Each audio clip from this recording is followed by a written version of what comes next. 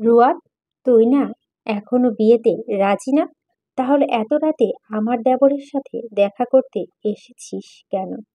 হাতে মোবাইল নিয়ে একটু দূরে দাঁড়িয়ে আছে ইনিমা। এক মেয়েলি কণ্ঠস্বর শুনে আজ রুয়াদকে ছেড়ে দিল। রুয়াদ ছাড়া পাওয়ার পর ছিটকে দূরে সরে গেল। যাকে নিয়ে এত ভয় পাচ্ছিল সে এখন এসে হাজির। ভয়ে মাথা তুলতে পারছে না। এবার যদি তার বোন বাবা মায়ের কাছে এসব কথা বলে দেয়, নিশ্চয় তার মান সম্মানে ছিটে ফোঁটাও থাকবে না। আওয়াজ স্বাভাবিক ভঙ্গিতে আছে। রুয়াদের মনে শুধু একটাই ভয়, ইনিমা আওয়াজের শেষ কথাটা শুনে ফেলেছে কিনা। প্রথম প্রথম কি ভালো অভিনয় দেখায়, তারপরে নিজের আসল রূপ চলে আসে।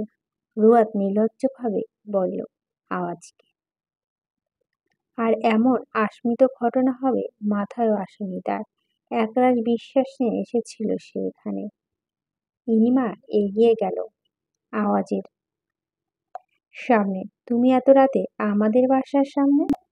আওয়াজ জাফরিকে কোল থেকে নামিয়ে নিয়ে বলল, আপনার বোন জাফরিকে দিয়ে কল দিয়েছিল আসার জন্য। আর তার কথা কি ফেলে দেওয়ার মতো সাধ্য আমার আছে? ইনিমা হেসে দিল। তার বোন যেন মন থেকে মেনে নিক এটাই চাওয়া। আর এই ব্যাপারে মোটেও কিছু মনে করেনি সে। কিন্তু তৎক্ষণাৎ হাসি বন্ধ করে বলল, বিয়ের আগে এত কিসের দেখাদেখি? ইনিমা তার বোনের সামনে গিয়ে দাঁড়ালো। রুয়াদ ভয়ে বিড়বিড় করছে। এভাবে ফেঁসে যাবে ভাবেওনি। রুয়াদ, তুই কেন এত রাতে আমার দেবরকে ডেকে এনেছিস? তুই জানিস না বাবা মা জানলে কি সর্বনাশ হয়ে যাবে? বা এই বাড়ির কোনো লোকেরা যদি এটা জানে, মান সম্মান থাকবে আমাদের? মোটেও কাজটি ভালো করিসনি। কি উত্তর দিবে বোনকে সেটাই খুঁজছে রুয়াদ। আশেপাশে তাকালো আর আওয়াজ দু বোনের কাহিনী শুধু দর্শকের মতো দেখে যাচ্ছে। তার কিছু বলার ভাষা নেই। এখন মনে হচ্ছে এখানেই সে অতিথি। রুয়াদ ভয়ে কান্না করে দিল। বোনের কান্না দেখে ব্যস্ত হয়ে বলল, ইনিমা, সে তো শুধু দুষ্টুমি করেছে। কিন্তু তার বোকা বোন কি তা বুঝবে? ইনিমা তার বোনের চোখে পানি মুছে দিল। বোনের কাঁধে হাত দিয়ে বলল, আরে আমি তো মজা করছি, পাগলি মেয়ে কোথাকার। তোকে তো আমি ছোটবেলা থেকে চিনি, জানি কেমন মেয়ে। কাঁদিস না, আমি শুধু তোকে একটু ভয় দেখানোর জন্য বলছি। আর তুই আমার ওপর সম্পূর্ণ বিশ্বাস রাখতে পারিস। এসব কথা কেউ জানবে না, কাউকে বলবো না আমি। ইনিমা জাফিকে কোলে নিল। তারপর আজের উদ্দেশ্য বলল, শুনো এমপি মহাশয়, আমার বোনকে মানানোর দায়িত্ব তোমার। যেহেতু তোমার মতামত নিয়ে বিয়েটা ঠিক হয়েছে, কেউ রুয়াতের থেকে কোনো রকম মতামত নেয়নি। আমার বোনের কষ্ট কিন্তু দেখতে পারবো না আমি। যদি তুমি না মানাতে পারো তাহলে এই বিয়ে হবে না।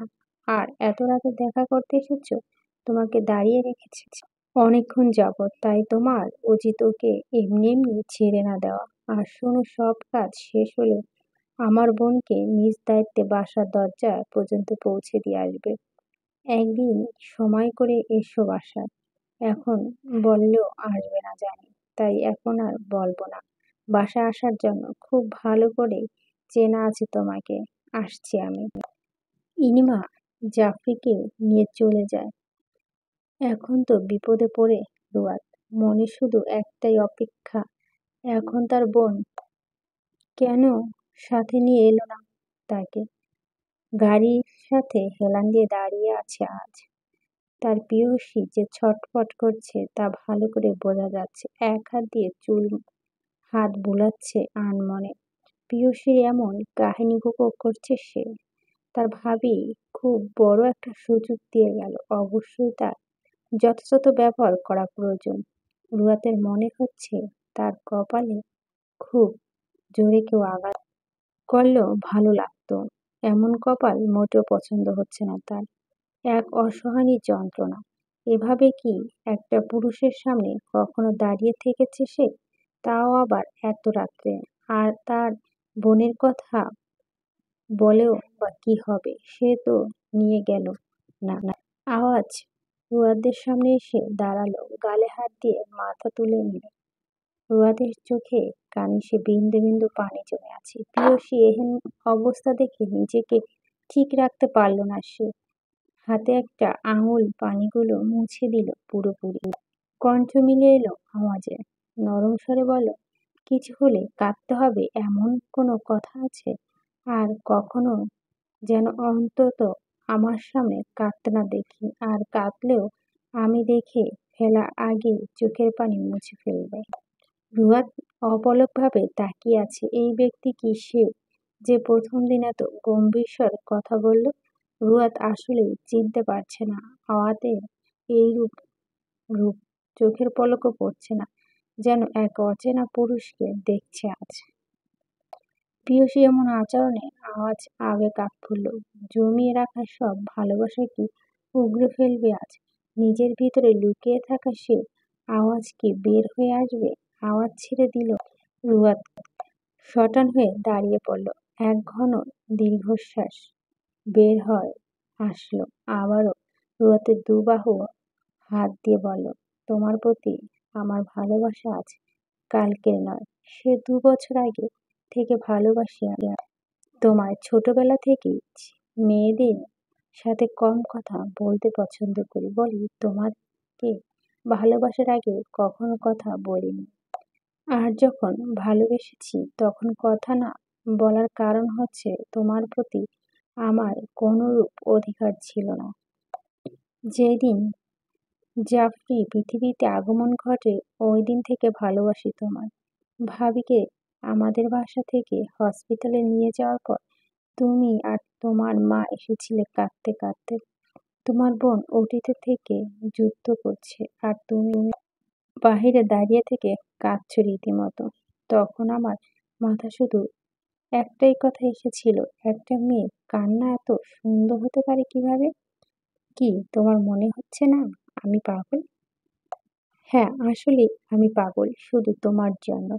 কিছুক্ষণের জন্য থামলো আওয়াজ, আবার বলা শুরু করলো, সেই দিন তোমাকে কাঁদতে দেখে মনের ভিতর এক ঝড় বয়ে যাচ্ছিল।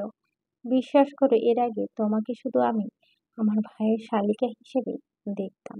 তোমাকে ভালোবাসার পর ও কখনো অন্য রকম নজরে দেখা হয়নি। তুমি যদি সেই দিন না কাঁদতে, এই বরফের ন্যায় আওয়াজ কখনো গলে বরফ পদার্থে পরিণত হতো না। না আওয়াজ তোমাকে কখনো ভালোবাসতো। ওই দিন পর থেকে তোমাকে নিয়ে আমার কল্পনার এক নতুন জীবন শুরু হয়, যেখানে তুমি, আমি ব্যতীত আর কেউই ছিল না। নিজের মান সম্মানের কথা ভেবে তোমায় চেয়েছিলাম ভুলে যেতে, কিন্তু আমি ব্যর্থ। বরাবরের মতোই ব্যর্থ আমি। ভুলে যাওয়াটা দুঃস্বপ্নের মতো ছিল আমার কাছে। ভালোবেসেছিলাম, তাও অন্য পুরুষের মতো তার প্রেমিকার কাছে। যেভাবে ভালোবাসার কথা বলে সেভাবেই বলতে পারিনি। আগের মতোই তোমার সাথে কথা বলা হতো না আমার। আমি ভাবতাম মানুষ কি বলবে আমায়। তুমি শুধু আমার ভাবির বোন বলে কথা বন্ধ রেখেছিলাম আমার নিজের সম্মানের দিকে তাকিয়ে। এখন কেন জোর করছি জানো? তোমাকে ছাড়া আওয়াজ থাকতে পারছে না এখনো। অনেক কষ্ট হয়েছে আমায় না পেরে। বাবা মাকে তোমার কথা জানাই, তারাও আলহামদুলিল্লাহ বলে দিল। তোমার বাবা মা সবটা জেনে রাজি হলো।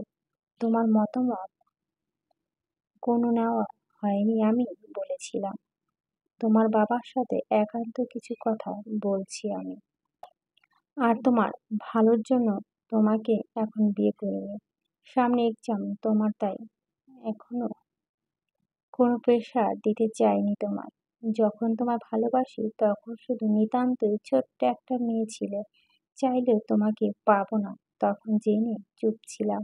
কিন্তু এখন পরিস্থিতি কঠিন হওয়ার আগে তোমাকে আমার করে নিলাম। তোমাকে ভালোবাসার জন্য আমার তোমার ভালোবাসার প্রয়োজন নেই। আমারটাই যথেষ্ট। এসব ভেবে নিজের মনকে ছোট করার কোনো মানে হয় না প্রেয়সী। এই ২ মাসের 3 দিন চলে গিয়েছে, সময় ফুরিয়ে আসছে। এবার তুমি একটু একটু করে ভালোবাসো, না হলে আওয়াজের ভালোবাসা একসাথে সব সহ্য করতে পারবে না তুমি। কাল থেকে সম্পূর্ণ নজরদারি থেকে শুরু করে সব সময় না হোক কিছু কিছু সময় আওয়াজ তোমার পাশে থাকবে, শুধুমাত্র তোমার মন পরিবর্তন করার জন্য। মানুষ বলে নিজের দুর্বলতা কারো কাছে প্রকাশ করতে নেই। আমি সব সময় কথাটা মেনে চলতাম, কিন্তু আজ তোমার জন্য সে নিয়ম লঙ্ঘন করছি। আওয়াজ তার প্রিয়সীর জন্য সব করতে পারে, আমি আমার সব দুর্বলতার কথা তোমায় বলছি। রুয়াদ আওয়াজের কথা শুনে স্তব্ধ। আর এতদিন তার বাবা মায়ের উপর অযথা অভিমান করে বসেছিল সে। কিছুক্ষণ আগে আওয়াজের উপর জমে থাকা ঘৃণা ও বাতাসের সাথে উড়ে চলে গিয়েছে মনে হচ্ছে। একটা মানুষ এমন নিঃস্বার্থভাবে ভালোবাসতে পারে তা জানা ছিল না আগে।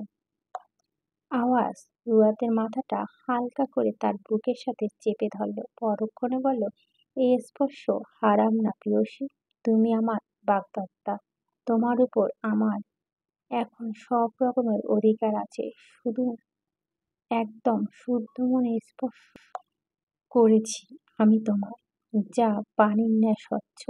কখনো ভয় করো না আমার পেশা নিয়ে, আমি মারা গেলেও তোমাকে একদম অক্ষত রেখে যাব আমার শত্রুরা আমার কঠোর রূপ দেখে, সাধারণ জনগণ দেখে একজন নিষ্ঠুর মানুষ হিসেবে, আর তুমি আমায় দেখবে তোমার ভয়ঙ্কর প্রেমিক হিসেবে। তোমার মতামত আমি এখন চাই না, যখন তুমি আমায় ভালোবাসবে তখন চাইবো, আর সেটা হবে বিয়ের আগেই। রুয়াতের কিছু বলার ভাষা নেই। মানুষটা প্রত্যেকটা কথা তার কানে ভাসছে, এক একটা কথা এত হিংস্রতা। মানুষটা যে তাকে এত ভালোবাসে তা জানা ছিল না। এক হিসাব এখানে এসে ভালোই কাজে দিয়েছে মনে হচ্ছে রুয়াতে, অন্তত নিজের মনে যে কৌতূহল আছে তা মেটাতে পেরেছে। এরপর থেকে তো লোকটা সামনে আসা দুষ্কর হয়ে যাবে। প্রিয়সী নীরবতা ভাঙার জন্য আওয়াজ বলল, কলেজে মোবাইল নিয়ে যাও? আওয়াজের এহেন প্রশ্নে ভ্যাকাচাকা খেল রুয়াদ। সে তো মোবাইল ইউজ করতে পছন্দ করে না, আর যে জায়গায় মোবাইল নিয়ে যাবে তা আবার কলেজে। আওয়াজের কথা মাথা দুদিকে নাড়িয়ে বুঝিয়ে দিল, সে মোবাইল নিয়ে যায় না কলেজে। আজ ভেবেছিল রুয়াদ মুখ দিয়ে কিছু বলবে, কিন্তু সে ইশারা দেখাচ্ছে। রেগে গেল সে।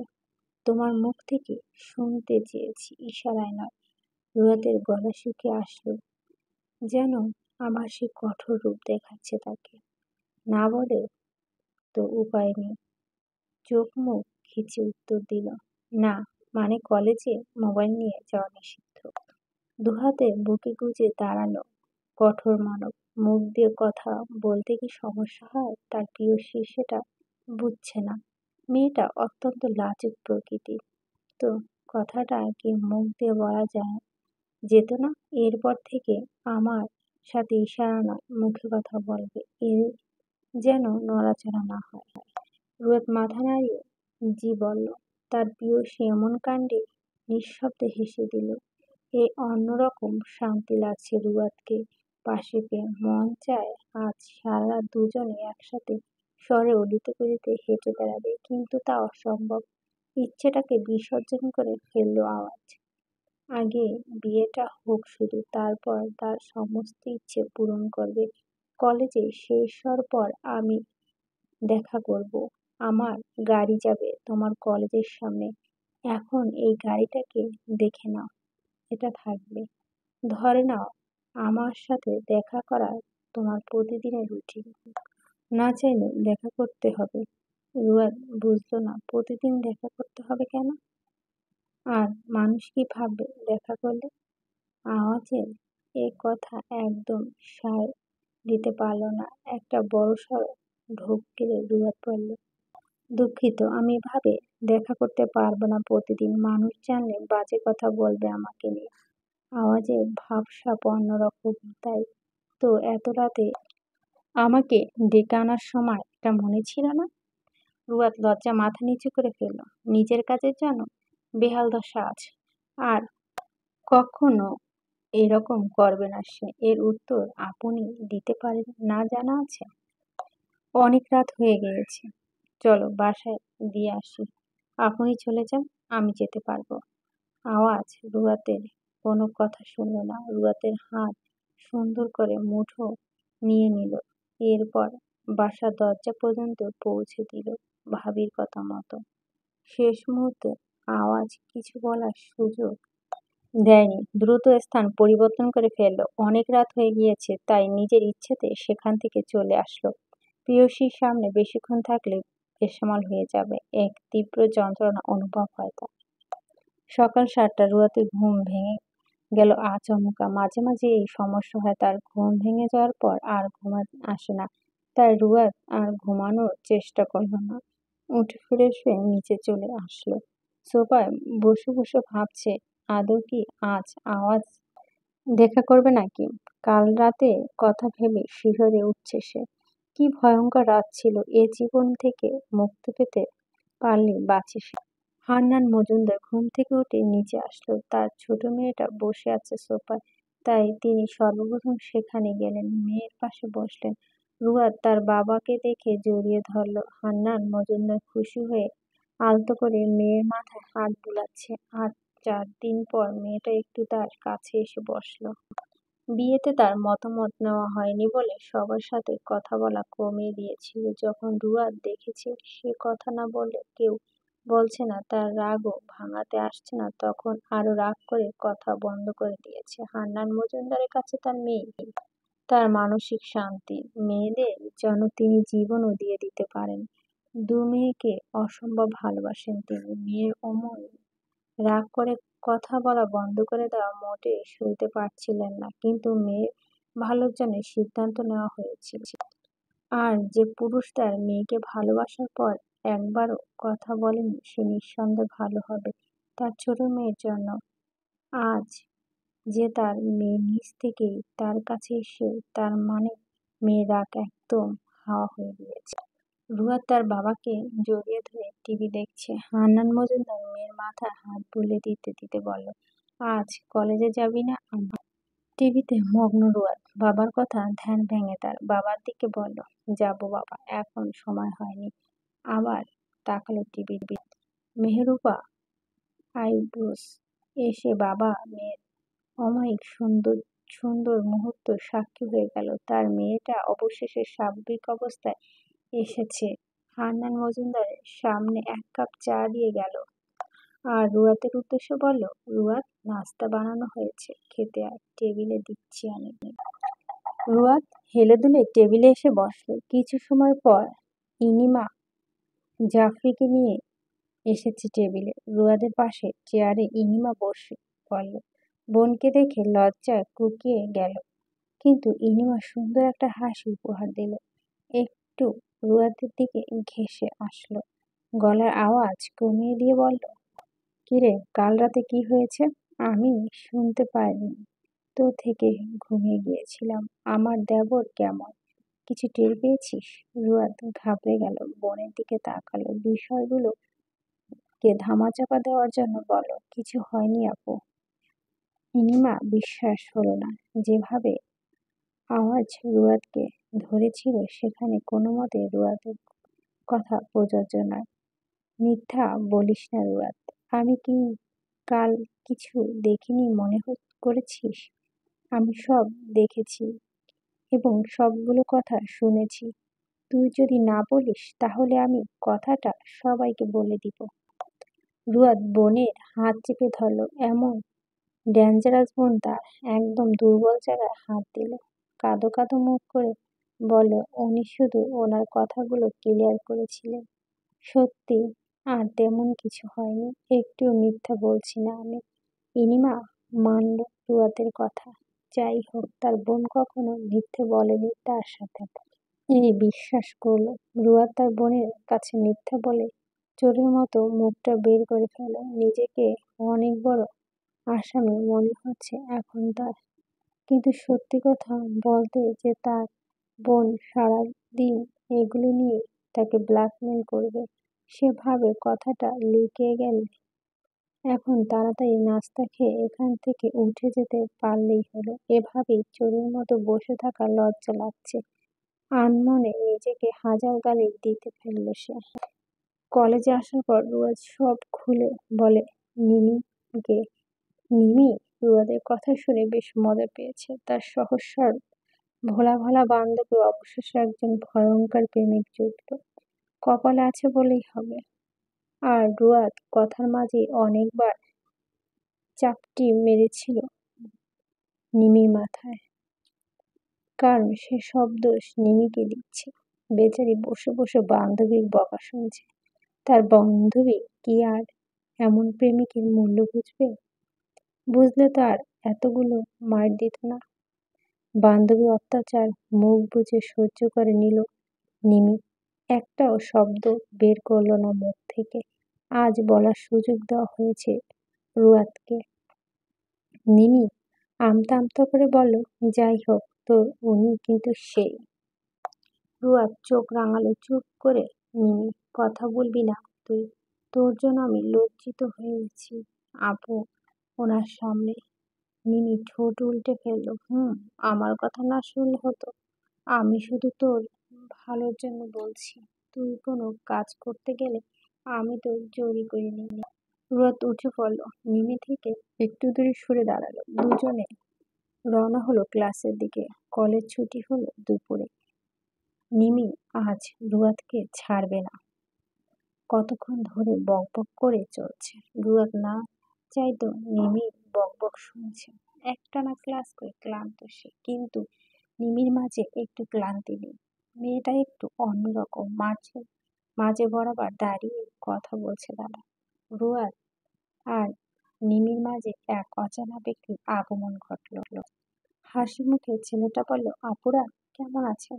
অচেনা পুরুষের কণ্ঠে দুজনের দৃষ্টি সেদিকটায় গেল। ভুরু জুবলো কুঁচকে এলো রুয়াদের। নিমি মুখটা কুঁচকে তাকালো ছেলেটার দিকে। নিমি উত্তর দিল, কে তুমি ভাই? ছেলেটা হেসে দিল, আমি আপনাদের জুনিয়র আপু, ফ্রেন্ড হতে পারি? আমি আপনাদের কি ভাবছে সিনিয়র জুনিয়র কিভাবে ফ্রেন্ড হবে? বয়স আসলে একটা সংখ্যা মাত্র। ছেলেটা আর কিছু বলার আগে থামিয়ে দিল নিমি। শোনো ভাই, এইসব ফালতু কথা অন্য কারো কাছে গিয়ে বলো। যত সব পাগল, ভাগো এখান থেকে। নিমি রুয়াতের হাত ধরে কলেজ থেকে বের হয়ে আসলো। কলেজের বাইরে সে চেনা গাড়িটার দিকে বুক কেঁপে উঠল রুয়াদের। সবেমাত্র গাড়িটা এসে দাঁড়ালো। নিমির হাতটা চেপে ধরল রুয়াদ। নিমি ব্যস্ত হয়ে বলল, কি রে, কি হলো? রুয়াদ নিমির দিকে তাকিয়ে বলে, তুই বাসায় চলে যা, আমিও চলে যাব এখন। টাটা। হ্যাঁ। মিমি চলে গেল রুয়াদকে বিদায় দিয়ে, কিন্তু সেখানে রুয়াদ দাঁড়িয়ে রইল। গাড়ি গেল না। সাদা রঙের ইউনিফর্ম পরে দাঁড়িয়ে আছে তার প্রেয়সী। গাড়ি থেকে বসে খেয়াল করছে আজ এখন এই মুহূর্তে গাড়ি থেকে নামা যাবে না তার। আশেপাশে অনেক শত্রু আছে। কেউ একবার তার ব্যক্তিগত বিষয় জেনে গেলে সমস্যা হবে। তাই সে আর বের হলো না। শাহেদকে বলল, শাহেদ তোমার ম্যাডামকে নিয়ে এসো গাড়ির ভিতরে যাও, আর অবশ্যই মাস্ক পরে বের হবে।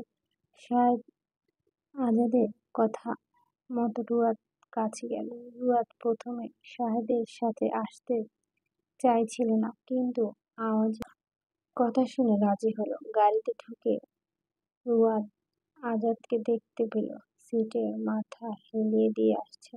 সাহেব তুমি এখন চলে যাও, কাল তাড়াতাড়ি এসো। সাহেব সালাম দিয়ে চলে গিয়ে ড্রাইভার গাড়ি স্টার্ট দিল।